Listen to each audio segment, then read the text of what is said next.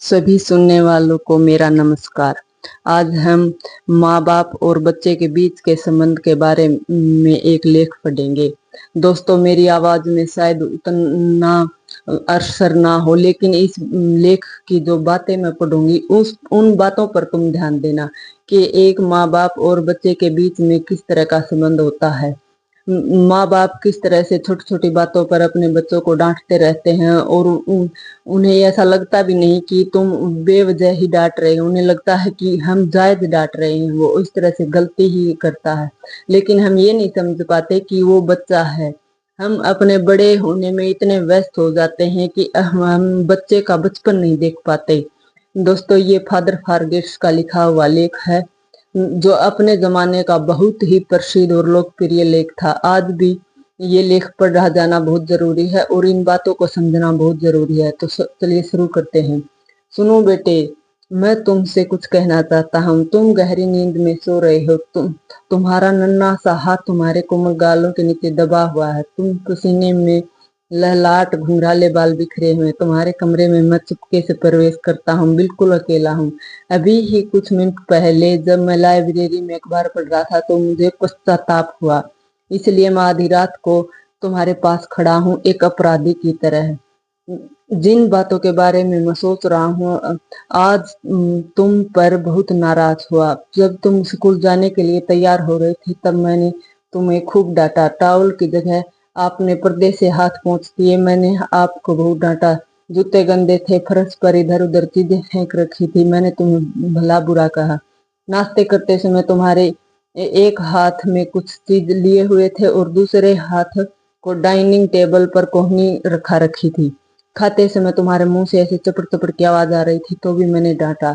तुम ब्रेड पर बहुत सारा मक्खन चौपड़ रहे थे तब भी मैंने तुम्हें छिड़क दिया। जब मैं ऑफिस जा रहा था तुम खेलने, तुमने मुड़कर हाथ हिलाकर बाय बाय डैडी कहा। मैंने तो थोड़ा बुरगुटियां तान कर तुम्हें टोका, अपनी कॉलर ठीक करो। मैंने ये नहीं देखा कि तुम मुझे बाय टाटा कर रहे हो, लेकिन मैंने तुम्हारी कॉलर जरूर देखी। शाम को मैंने यही सब किया। ऑफिस से लौटकर मैंने देखा तुम दोस्तों के साथ मिट्टी में खेल रहे हो। तुम्हारे गंदे कपड़े हो गए हैं, तुम्हारे मोजे मिट्टी में सन गए हैं। मैंने तुम्हें पकड़कर तुम्हारे दोस्तों के सामने अपमानित कहा कि ये मोजे और जूते कितने महंगे हैं। जब तुम खुद खरीदोगे तब पता चलेगा। एक बाप अपने बेटे को इससे ज्यादा अपमानित और क्या ही कर सकता है। जब मैं लाइब्रेरी में पढ़ रहा था तुम रात को मेरे कमरे में आए। किसी सहमे हिरण के बच्चे की तरह तुम्हारी आंखें बता रही थी कि तुम्हें कितनी चोट पहुंची है। मैंने अखबार के ऊपर से देखते हुए कहा, अब पढ़ने में बाधा डालने आ गया। अब क्या हुआ? चैन से पढ़ने भी नहीं देते। तुम दरवाजे पर ऐसे ठिठक गए। तुमने कुछ नहीं कहा, बस भागकर मेरे गले में अपनी बाहें डाल ली। मुझे चुम्मा, गुड नाइट बोला। तुम्हारी नन्ही सी बाहों की जकड़न बता रही थी कि तुम्हारे हृदय में ईश्वर ने प्रेम का ऐसा फूल खिलाया है कि वह अब इतनी डांट खाने के बाद भी मुरझाया नहीं है। और तुम फिर दौड़कर अपने कमरे में भाग गए। इस घटना के कुछ देर बाद मेरे हाथों से अखबार छूट गया। मुझे बहुत आत्मग्लानि हुई। मैं सोचने लगा कि मैं क्या कर रहा हूँ। मैं अपने बेटे की गलतियां ढूंढ रहा हूँ, उसे डांटने फटकारने की जैसे मुझे आदत सी हो गई है। मैंने अपने बच्चे के बालकपन को का ये पुरस्कार दिया है। मैं उसे बात बात पर प्यार ना कर सका और उसे डांटता ही रहता हूँ। कितनी गलत बात है। मैं बस टूट गया। तुम्हारे इस व्यवहार की अवस्था का मैं क्या तोल रहा हूँ।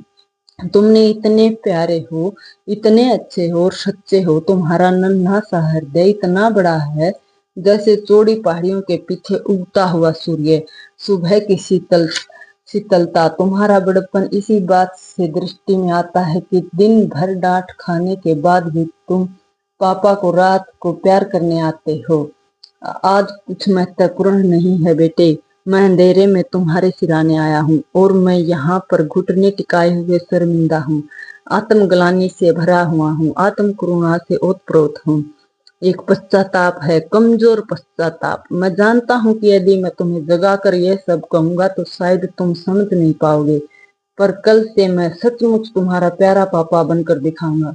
मैं तुम्हारे साथ खेलूंगा, तुम्हारी मजेदार बातें मन लगाकर सुनूंगा, तुम्हारे साथ खुलकर हंसूंगा और तुम्हारी तकलीफों को बांटूंगा। आगे से जब भी मैं तुम्हें डांटने के लिए मुंह खोलूंगा तो इसके पहले अपनी जीभ को अपने दांतों से काट लूंगा। मैं बार बार किसी मंत्र की तरह यह कहना सीखूंगा, अभी वह बच्चा है, अभी वह बच्चा है, छोटा सा बच्चा है, मासूम और निर्दोष बच्चा है। मुझे अफसोस है कि मैंने तुम्हें बच्चा नहीं बड़ा मान लिया, परंतु आज जब मैं तुम्हें गुड़री मुड़री मारे थका थका पलंग पर सोया हुआ देख रहा हूँ तो मुझे एहसास हो रहा है कि तुम अभी बच्चे ही तो हो। कल तक अपनी माँ की बाहों में कंधे पर सिर रखकर सोते थे। मैंने तुमसे कितनी अधिक अपेक्षा पाल ली थी, कितनी अधिक। मैंने सोचा ही नहीं कि ये बच्चा है। मैंने अपने बराबर तुम्हें समझा। जैसे मैं बड़ा हूँ, जैसे मैं हर काम सही से करता हूँ, वैसे ही तुम करो। मैंने कभी तुम्हारे नन्हे से मन को झांका ही नहीं। मैंने कभी अपने बचपन याद किया ही नहीं कि मैं कैसे शरारतें करता था और मेरी मम्मी पापा मुझे इसी तरह से टोकते थे। नहीं, हम बड़े क्या हो जाते हैं, बचपन जीना छोड़ देते हैं। इसलिए हमें खुद भी बचपन जीना चाहिए और अपने बच्चे को भी। अगर हमने बच्चा पैदा किया है तो हमें बार बार स्मरण करना चाहिए कि हाँ, एक बच्चा है और वो बच्चे की ही तरह जिएगा। हम बड़ों की तरह वो हर काम ठीक से नहीं कर सकता, इसलिए हमें स्मरण करना चाहिए। दोस्तों, आज यही यही सारी बातें हम कर रहे हैं। आज क्या, ये हर पूरे दौर से चली आ रही हैं। हम बच्चों को बच्चा समझना भूल गए हैं। बच्चे पहले तो बाहर जाकर खेल लेते थे, अब तो घरों में कैद होकर रह गए हैं और घर में भी वो कुछ खेलते हैं, कुछ खाने को कहते हैं, कुछ भी करते हैं। तो आज सफाई ने हमारा दिमाग इतना गंदा कर दिया है कि हम बच्चे की हर छोटी छोटी बात पर कहते हैं, तुमने ये गंदा कर दिया, तुमने ऐसा गंदा कर दिया, घर में ऐसे खिलौने बिखेर दिए। दोस्तों, घर को तो साफ कर लेते हैं, लेकिन हमारे दिमाग में जो गंदगी जा रही है उसे कौन साफ करेगा। हमारे विचार इतने गंदे हो चुके हैं, उसे कौन साफ करेगा। अगर बच्चा पैदा करना है तो ये जो बात जरूर सोच लें कि बच्चे आने पर घर में शोर शराबा भी होगा, चीजें इधर उधर भी होंगी, थोड़ी बहुत गंदगी भी आएगी। इसलिए दोस्तों, अगर बच्चे घर में रखने हैं, अगर आपको माँ बाप होने का सुख प्राप्त करना है तो बच्चों, जब बच्चे पैदा हों तो तुम खुद बच्चे बन जाओ, उनकी तरह जीना सीखो। वरना ये बात बिल्कुल सही है कि बच्चा पैदा ही ना करो, क्योंकि आपने किसी मासूम को जबरदस्ती जन्म दिया है, उसने कहा नहीं था, ये आपने पाप किया है। हम यही कर रहे हैं बड़े लोग। हम एक बच्चे को माँ बाप होने के लिए पैदा तो कर लेते हैं, हमारा वंश चलाएगा, हमारा ये करेगा वो करेगा, लेकिन हम उसे एक मशीन बनाए जा रहे हैं। आजकल तो पढ़ाई का इतना दबाव बना रहे हैं बच्चों पर कि उस बच्चे ने इतना हाईएस्ट स्कोर किया, इतने नंबर आए, इतने नंबर आए, तुम भी ऐसा करो, वो बिजनेस में ये करा, तुम भी ऐसा करो। हमने बच्चे को मशीन बना दिया है। हम बच्चे को मशीन बनाते बनाते हमने रोबोट का आविष्कार कर लिया है कि वो सारे काम करेगा। अगर रोबोट आ ही गए हैं तो फिर बच्चे पैदा ही मत करो, कम से कम किसी मासूम को तो इस झमेले में नहीं पड़ना पड़ेगा। इसलिए दोस्तों, वीडियो को पूरा सुनोगे तभी बात समझ में आएगी। दोस्तों नमस्कार, आप हमारा चैनल सब्सक्राइब करें, क्योंकि सब्सक्राइब हम आपका सब्सक्राइब आप जैसे